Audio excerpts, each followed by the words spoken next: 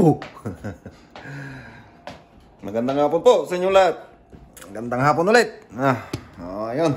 So, set nyo na po dun yung mga ano nyo. Kailangan po yung malinaw kasi mahigpit po yung kwan natin. Panel natin, yung board panel. Okay. Yung pong mga sa invite. Okay, kailangan po malinaw. Alright, so ngayon, hapon na naman. Siyempre, magluluto na naman tayo. Yan, magluluto po tayo ng tinolang chicken. Yan, na maraming laman loob. Okay. So yun po yung rekado natin. Luya, bawang, sibuyas, sili. Napakalaking sili, napakataba, grabe. Papaya, at siyempre dahon ng sili. Okay. So, ayun. Magluluto na naman tayo. Wala tayong ibang gagawin. Siyempre, hapon na naman. Magluluto na naman tayo ng dinner. At kasama na dyan yung pambaon natin bukas. Alright. Okay. So, ang tabay lamang po. At hiwain ko lang tong mga kuwan natin. Mga Ricardo. And then, umpisan na po natin ang paggigisa. Okay. Kita-kits po ulit tayo. Alright. Okay, welcome back.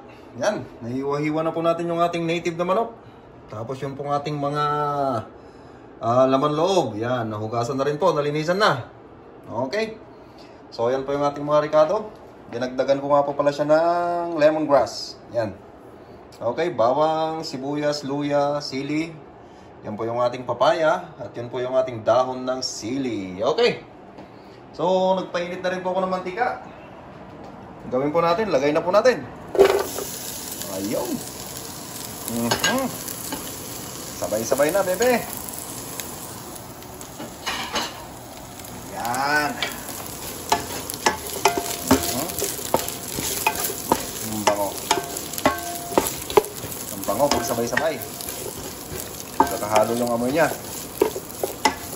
Konting mantika nga lang po pala nilagay ko dyan kasi mataba po yung mga manok natin.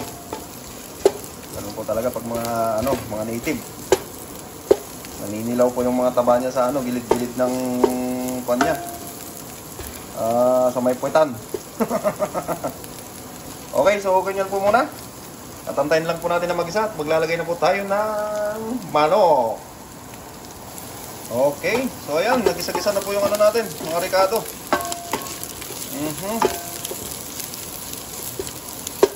Maglalagay na po tayo ngayon ng chicken manok. Lalagay na po natin itong ating manok. Yan. Kaya yung mga laman loob. Yan. Okay. Ano po ba? Masarap pong tinola pag maraming laman loob.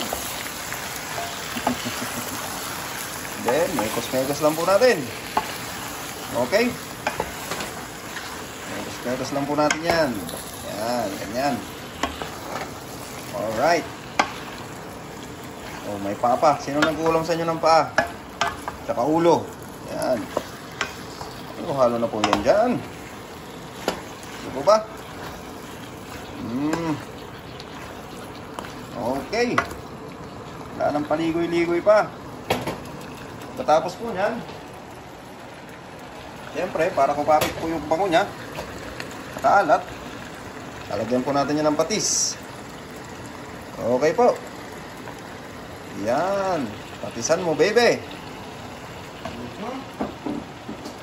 Then, saka po natin takpan at hayaan po muna nating mag-isa. Alright. Babalikan po natin mamaya. Okay, welcome back po. Check po natin. Ayun. Ang ganda ng itsura, bebe. Nag-isa na po siya. Siyempre, hinalo-halo ko po rin po kanina. Yan po, sasabawan na po natin yan. Yan. Sabaw, sabaw. Okay. Parang kulang po yung sabaw, Dagdagan pa po natin. Dagdagan ng sabaw.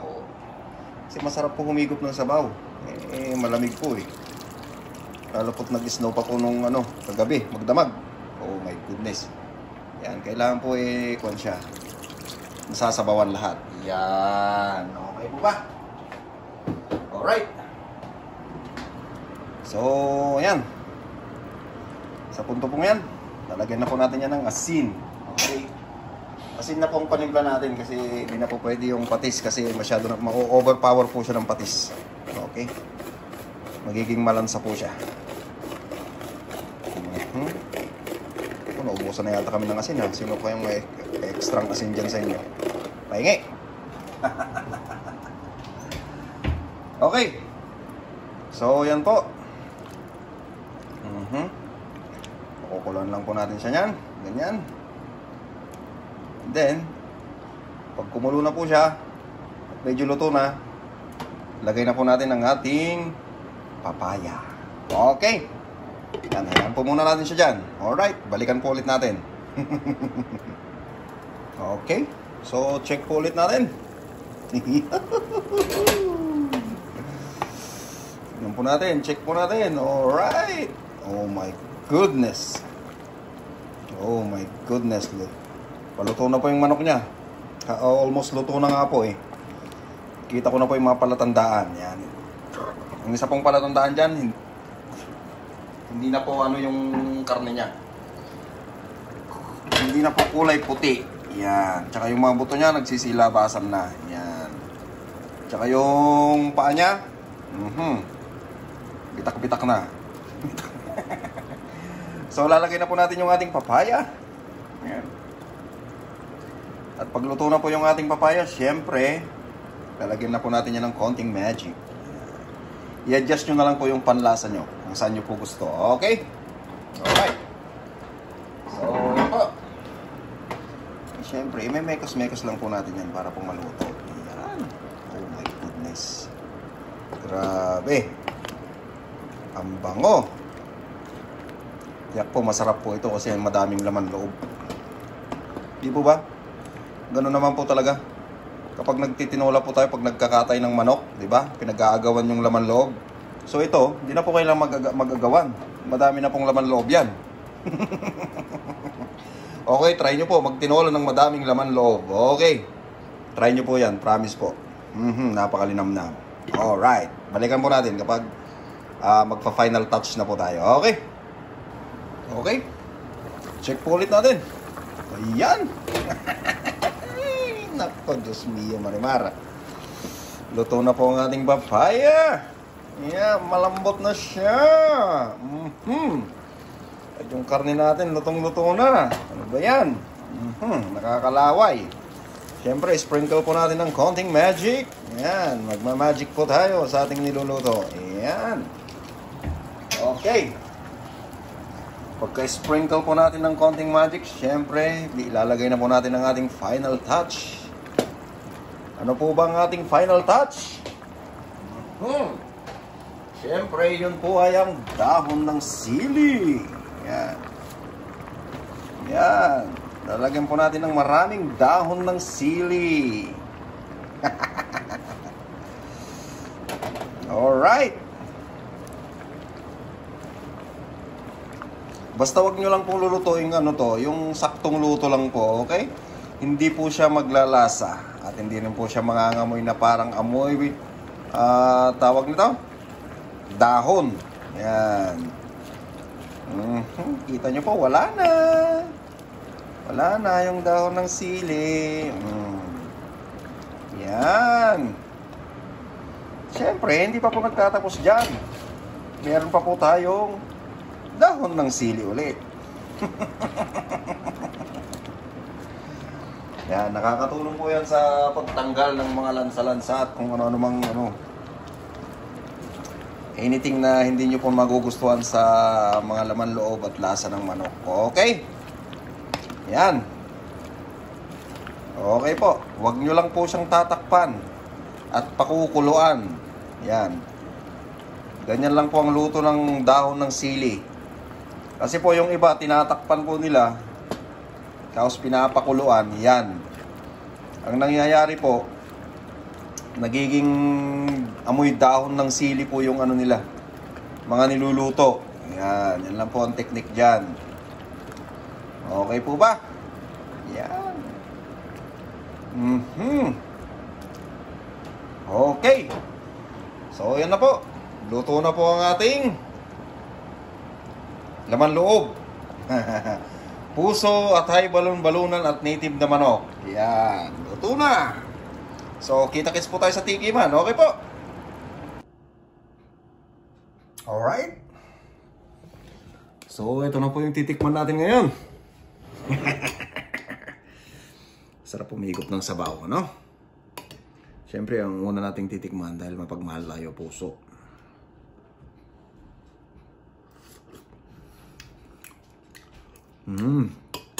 Grabe. Gawin nyo po ito sa tinola. Yung maraming laman loob.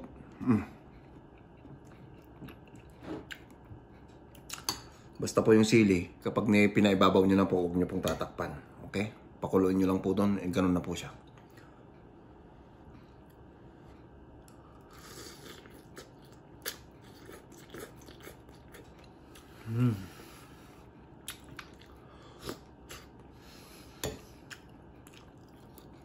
Sarap na tayo.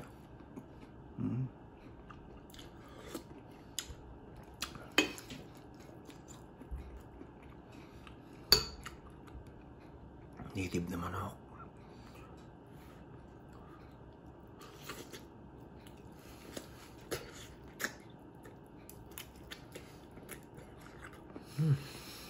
Grabe. Sarap. Puso.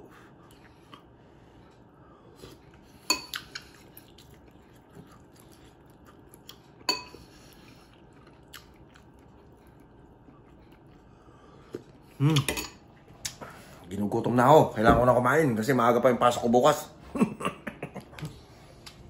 So, yan po. Yan po yung luto natin ngayon, no? Alright. Yan. Laman loob. Tsaka native na manok. Panalo, baby. Panalo.